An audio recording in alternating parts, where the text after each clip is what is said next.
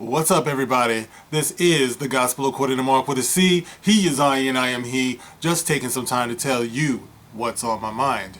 And as always, I want to start off by saying thank you to everybody who likes, everyone who shares, everyone who subscribes, everyone who comments. Absolutely, I love your comments. Keep them coming. And of course, everyone who hits that notification bell is very important. So anyway, guys, before I get started, I want to give a special shout out to some of my offline friends who recently found out that I have a YouTube channel. So I just want to say what's up, guys. What can I say, man? This is what I do. It's kind of like a hobby of mine, and you know, I have fun doing it. So welcome. And for those of you who said that you're not used to hearing me cuss, well, that's usually because we're at work, and you know, I am a fucking professional. So it's what it is. But you know, speaking of, you know, some of my offline friends who I love dearly, by the way. Yeah, one of them sent a link through text messaging on a thread, you know, a group thread. I think it was just yesterday. And they linked up a story that I saw actually last week. And I said that I was going to do a little something on it, but I kind of like, you know, just left it alone. But I think I'm going to address it now because he reminded me that it is a timely, pressing matter. And as we all know, it's about dun, dun, dun, dun, dun, dun, dun, dun. 2 more weeks to Halloween, Halloween, Halloween. 2 more weeks to Halloween, Silver Shamrock. It never gets old. Anyway, so there's this story that he sent, and I'm going to share it with you guys. You can find it on people.com, and I'm going to leave the link in the description box so you guys can check it out yourself. And let me tell you where this is going. I can tell you the headline right here. Okay. Here's the headline. People.com. Cultural appropriation or not? Parents speak out about Black Panther Halloween costumes. Oh boy. Parents speak out about Black Panther Halloween costumes. Not serial killer costumes, not Jason Voorhees or Michael Myers or Freddy Krueger bloodied up costumes, but parents speak out about Black Panther Halloween costumes. Okay, let's see where we're going with this. And this is by Jen Janot. Hey, I know Janot. Did you know Janot? Do you know what I'm saying? Okay, anyway. And it goes on. Parents of white children may want to think twice before purchasing a Black Panther Halloween costume this year. The blockbuster superhero film is sure to spawn some of the most popular get-ups this season. Isn't spawn kind of a negative connotation? Isn't it kind of, if like spawn, that's kind of like undesirable. It's kind of like evil, right? The birth of something evil. Or I don't know, maybe I've just been reading the comic too much. But you got to pay attention to words, man. I can already see where Janot is going with this. Janot, I know. Did you know that I know? Okay. The blockbuster superhero film is sure to spawn some of the most popular get-ups this season. But many are advising parents to consider all angles before giving in to their children's wishes, namely exploring the idea of whether a white child dressing up as any of the film's black characters would be considered cultural appropriation. Oh my gosh, there it is. In a piece for the New York Times published shortly ahead of the film's February release, Kwame Opam interviewed multiple individuals who gave their opinion on whether white children donning the iconic outfit and mask of T'Challa, the king of the fictional, what's that? The fictional African nation of Wakanda would be ignorant, innocent, or somewhere in between.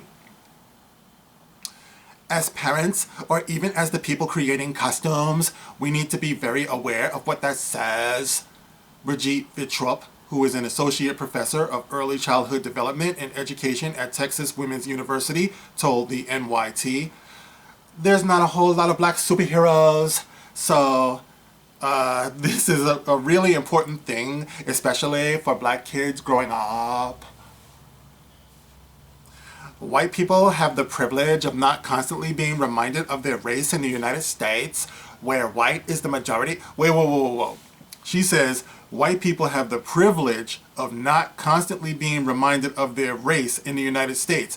But Brigitte, isn't that what you're doing right now? Right now, aren't you reminding white people of their race right now and their privilege. And the woman who wrote this, Jen Genot, isn't that what you're doing? To me, it seems like in 2018, that's all we do in this country. All we do is remind people of their race. We practice racial identity politics all up and down the East, West Coast from sea to shining sea. That's what we do. So nobody is free from that. Everybody is a victim of it, unfortunately. So what you said right there, the lie detector detected that that's a lie. Okay, it goes on. She says, white people have the privilege of not constantly being reminded of their race in the United States, where white is the majority, whereas as a black person you don't, added Vitrup, who also opined that putting a mask on a fictional character isn't the same as wearing blackface. Well, duh, of course not. It's a mask, stupid. Okay, it goes on. Others who spoke with OPAM admitted to being on the fence regarding how they felt about white children dressing up as T'Challa. Said Katrina Jones of Twitch, well, when I look at it, I see no reason why a kid who's not black can't dress like Black Panther, just like our kid who's not white dresses up like Captain America. Yeah. I think the beautiful thing about comics is they do transcend race in a lot of ways. Yeah, I agree with that. For a white kid to be so open and judge based on the character's story and the personality and history, I think that's what's important, chimed in social media and marketing manager Mary DeMcCallie, who hails from Rockland County, New York. But on the flip side, I think it's also great to have a black superhero you can identify and connect to. Okay, yeah, that's true. You know what's funny about having a black superhero that you can identify with and connect to? Over the years, whenever there was a black superhero historically, they always put black in front of it. It was like broadcasting, black people, this is for you. We have Black Panther, we have Black Lightning, we have Black Hand, we have Black Thunder, we have Black Papa Smurf. You know what I'm saying? It's like, I was always waiting for the day when a hero can just stand on his own without having to broadcast his race. It's like, don't be afraid, people, to be great. You know what I mean? And I guess I'm talking to the black audience at this point. It's like, if I must, it's like, you don't have to broadcast blackness. You just have to be who you are. And you have to be the best of who you are. And when you're the best of who you are, then other people might just want to emulate who you are. And you don't have a monopoly on greatness. You just have to be. And then you look behind you, and like I always tell my son, you might be surprised to see somebody might be following you. Somebody might be inspired by you. The same way that other people might be inspired by other people of different races. Greatness has no physical description. Greatness has no specific way to be. It just is where you find it. So it's like when a character is great, when a character can be identified as inspiring or, inspirational, then welcome people who want to recognize that and who want to, who also might want to emulate that. To me, it's flattering. It's positive. It's how would I put this? It's constructive to a blended society such as what we have in America, for example. We call ourselves a melting pot. So what is cultural appropriation when you live in a country that's supposed to be a melting pot? It's like we all learn from each other.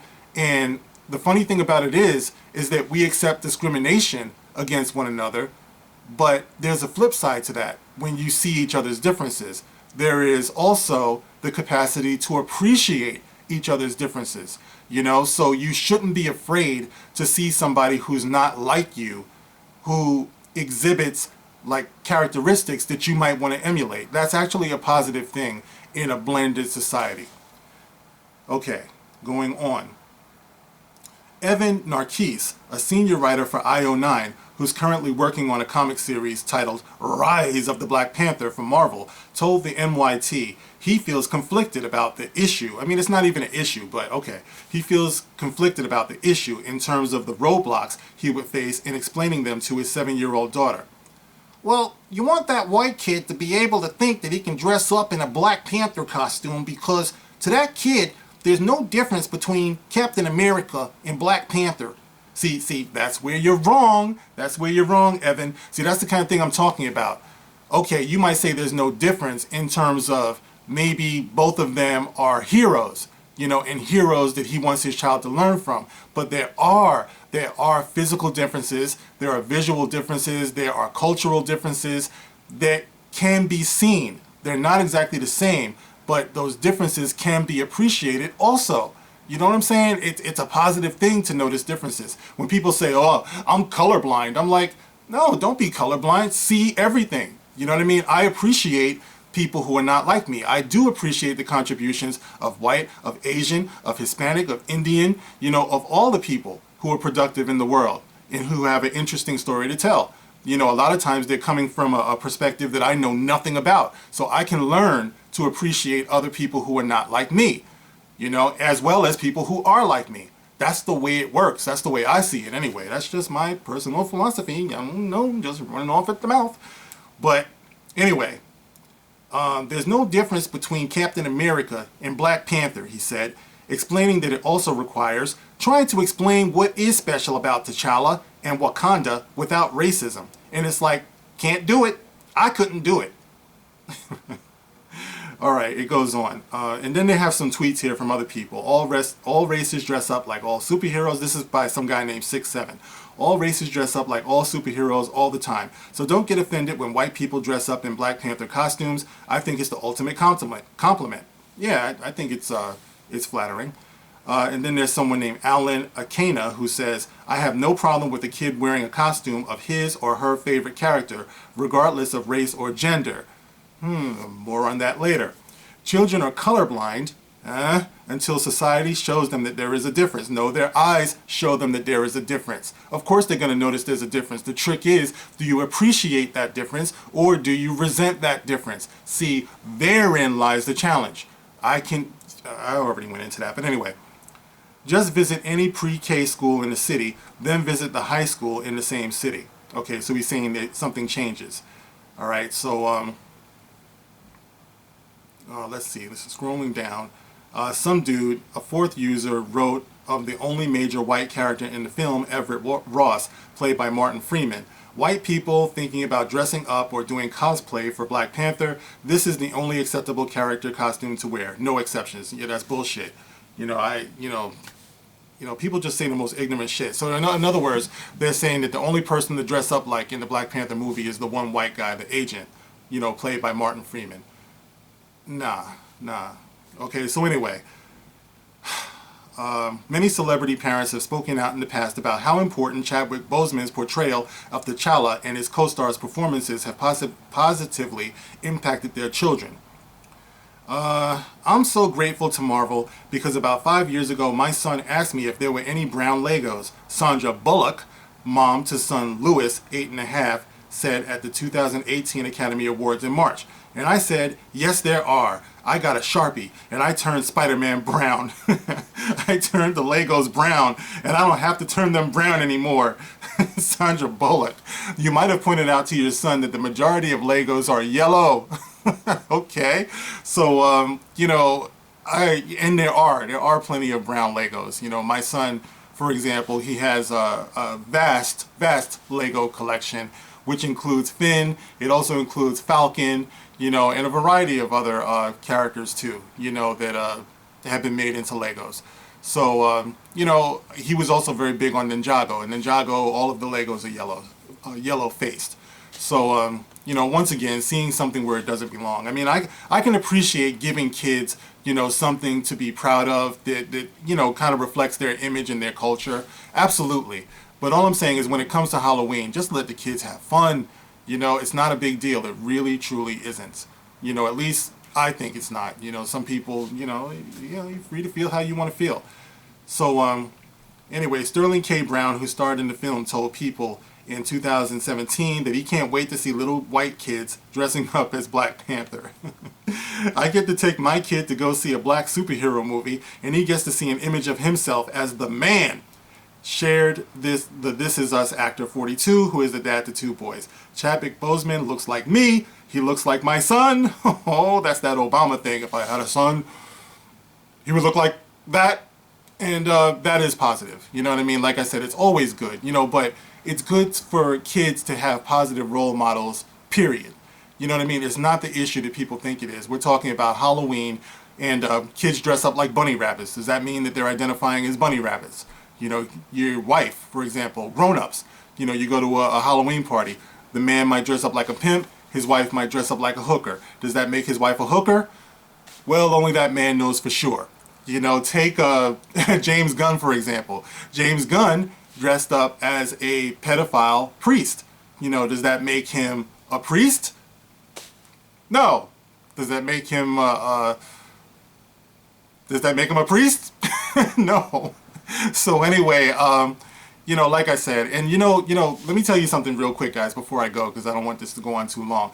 The real slick thing about this, all right, for everybody who's drinking that tainted Kool-Aid, that this is an issue, the real slick thing that some of you might be missing, how would this story have been written if boys this Halloween season were dressing up like Rey from The Last Jedi, you know, or The Force Awakens? If they were dressing up like Rey, if boys across the country decided that Rey was the coolest shit in the world, you know, on some real Twilight Zone type stuff, and they decided that this Halloween, boys were dressing up like Rey.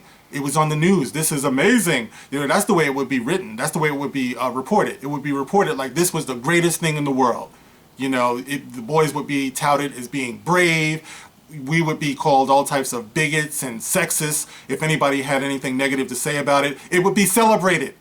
You know, but there's the slick shit, guys. This is where the marginalization of certain people come in when you're dealing with these SJWs. Or I think they have a new thing now. It's an NPC. Is that what it is?